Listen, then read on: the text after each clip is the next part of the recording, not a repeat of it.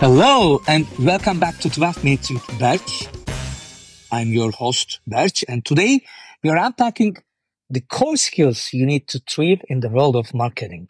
A space that's not just about advertising, but about mastering of art of communication in our digital age. So understanding marketing isn't just a nice to have. It's essential for Generation Z. These skills go beyond posting on social media. They are about knowing how to connect with people, tell authentic stories, and influence through resonated content. It's an honor to introduce today's guest, Hana Nemec. Nearly a decade ago, Hana made the journey from United States to Saudi Arabia, the kingdom, where she quickly embraced the culture and business landscape. Her passion for thought leadership on marketing, effective communication, and the fostering cross-cultural connections has enriched her diverse networks. Currently, Hana serves as the Director of External Relationships for an upcoming transformative company in Saudi Arabia's energy sector, backed by one of the largest entities. As a passionate advocate for the opportunities emerging under Vision 2030, Hana's extensive experience in marketing with leading Saudi organizations makes her a prominent and influential voice in the industry. I'm thrilled to have Hana join us today on 12 Minutes with Berç. Hana, welcome. Our 12 minutes started. Thank you so much for having me. It's a pleasure. From your journey across United States to Saudi Arabia, how have you seen the role of marketing and media evolve in the shaping business landscape, particularly within the context of Vision 2030? Well, so I started my journey here to the kingdom over almost a decade ago, actually. And so the whole world has changed, I think, a lot in that time. But specifically, I think when we look at, marketing, when we look at media, we've seen a major shift in how savvy consumers are when it comes to media. I think, there's been one of the shifts has been there's some sensationalism. There's some, I would call it maybe hater journalism sometimes. And so when we see criticisms, I think that consumers of media are now a lot more savvy. They can pick out those stories and they kind of are a little bit more intuitive than I think that they were when my generation was coming up. Another huge trend that we've seen in marketing is definitely the dominance of digital. So, of course, technology and social media have developed on such a massive scale, which can be good and can be bad, of course. We see a lot more voices than ever before, but also lots of noise. So kind of trying to steer through that noise, I think, will be a big challenge in the future, and it's already currently starting to be a bit of a challenge.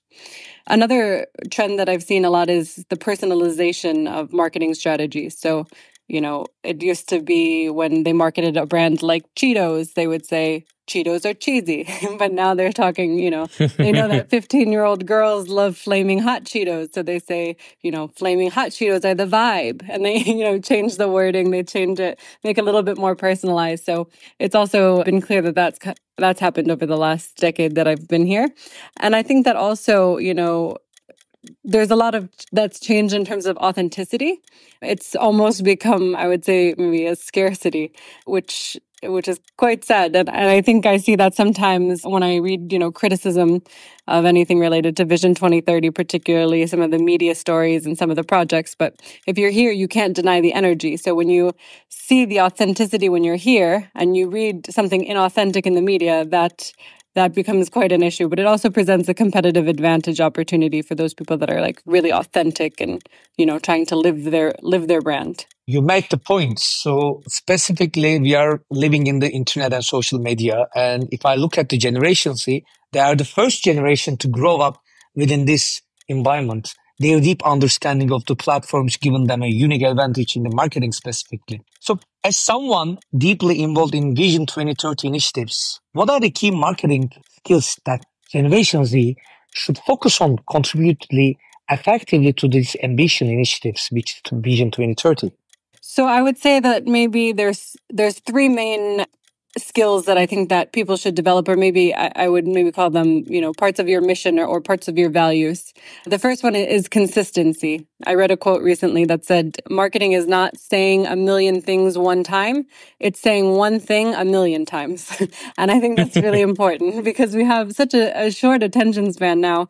And so when you get the attention of your consumers, your target audience, you need to give them that message consistently. Also, on Tuesdays, maybe one, group of people is looking at your social media, but on Wednesday, it's a different group. So if you're not consistent, messages will be missed, clearly. So I think consistency is number one for me. Number two, especially in the context of Vision 2030, is being driven by data. So that kind of crosses the entire sector. First, in the content that you're developing itself, but then also in your decision-making process. I've worked with a lot of the top executives in the entire kingdom, and I've come to realize really that data is everything. They're always asking us about data, and if we're not making our decisions based on data, and we're just making them based on feelings, it's not always the most consistent result. The last one I would say is again that authenticity. So for me, being authentic is extremely important.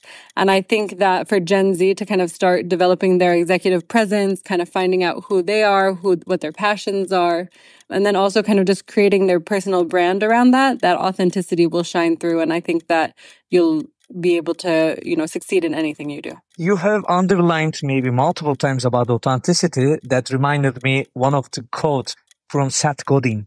Marketing is no longer about the stuff you make, but about the stories you tell. It's all about the stories that is all being underlined by the authentic, the conversations and the authentic plan. I totally agree with you. So we need to talk about a bit your cross-cultural background. So I would like to tap into a bit like, your experience within the United States and Saudi organizations. How can young professionals, marketing professionals, can leverage cross-cultural communication skills in marketing to build their strong global connections? What do you think about it? Yeah, well, it's been quite a journey when I was in the US and then here in Saudi, but I think that, young professionals are kind of coming to a point where everybody is kind of on an equal playing field, no matter where they are. There's a great book that I read called The World is Flat, and I read that one in college. And I think a lot of that information rings true. With the invention of the internet, we all kind of became global citizens. We were forced into becoming global citizens. And, the younger generation has grown up with that as part of their lifestyle. So the good part of that is that there's tons of information out there.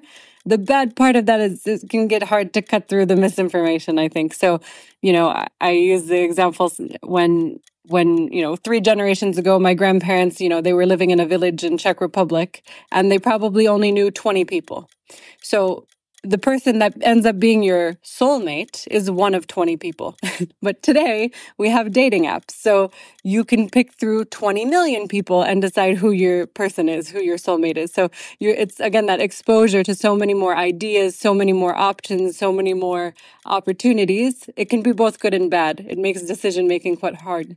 So I would suggest that for marketeers, one of the things that you had just mentioned was using storytelling. And for me, that really resonates because there's a lot of stories that resonate around the world. Everybody has an annoying uncle. Nobody likes taxes. You can find that commonality and kind of build on that commonality as you go along. The other suggestion I would mention would be to be adaptable. So you want to be consistent in your communications, but you also want to understand the cultures, different cultures deeply enough to be able to tailor your messages according to their, overall culture and their traditions. So, of course, coming from the US to Saudi, there's a learning curve to understanding the culture, understanding the people and the diversity. There's different regions, there's different traditions. And so in doing that, I really have a deep respect for it. And thus I've been able to succeed in communications here. We have talked about multiple times Vision 2030. So I would like to open a place for this subject. In my, the opinion, Vision 2030 is the most ambitious initiative in our near history. So I'm one of the believers that it's not only blueprint, it's an execution. It's call to action for innovative marketing strategies to inspire people, to engage people, to drive the transformative changes necessary to achieve its ambition by harnessing the power of storytelling, digital platforms, cross-cultural communications that are helping the kingdom to goals to position Saudi Arabia as one of the global leaders in the 21st century, as we have been witnessing this since 2016. So I'm looking forward to hear your advice for the young marketers in Saudi who want to be the forefront of the kingdom's transformation under the Vision 2030. What can you tell us? Sure. So, Vision 2030 I feel like I live Vision 2030 every day. So the amazing part of it is that it's transformative, not only about the business sector, but also about the personal sector. Culture is changing, everything is changing, and the excitement around it's amazing. It's something I don't think has been experienced anywhere on earth ever before. This reforms and transformation that's really just empowering the kingdom, and it's on a global scale, of course. So I'm super proud to see it. And when I came in 2015, there was no such thing as Vision 2030. So it's really been an exciting experience, coming here and seeing the transformations one by one, and thinking about how far we've come in just a few short years, and how far, of course, yes, there is left to go. But there's 3 pillars of Vision 2030. So the first kind of pillar is a vital society. The second one is a thriving economy. And the third one is an ambitious nation. So the part I love about it is that you don't have to just live them in your work, which would be, the thriving economy piece, but also you can live them in your life, which is more like the vital society.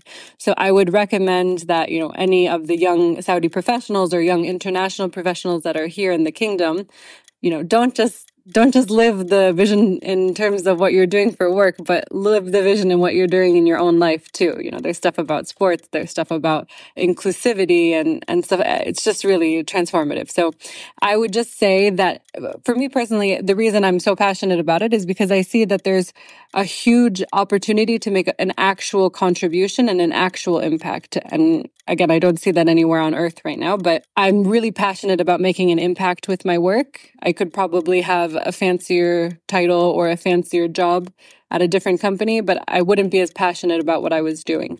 And so if you're the kind of person that wants to contribute, I would say for young professional, Vision 2030 is at top. But what I would do actually in practical terms is I would review all of the sectors that Vision 2030 is planning to impact. So, there's a lot about energy, there's a lot about tourism, there's a lot about sports and tech.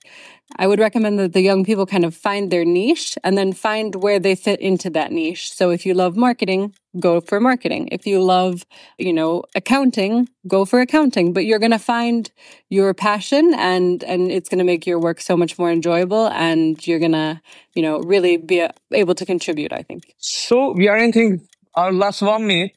Marketing is one of the key core competency and the skill set identified by World Economic Forum. What are your last thoughts for the young marketing professionals about key actions and the things that they need to achieve in order to revamp and uplift their marketing core skills? I would just say keep learning. There's nothing better. The more that you expose yourself to different initiatives around the world, different initiatives here in the kingdom, the more exposure you have, the more you're able to learn. And we're constantly learning. So that would be my number one pick. Hana, thank you. Our 12 minutes ended. We have hosted Hana today and talked about marketing. Thank you for tuning into the 12 Minutes with Berç. Stay tuned for our next episode. This podcast is brought to you by One Network and B-Note, platforms dedicated to fostering innovation and excellence in business. See you next time in 12 Minutes with Berç.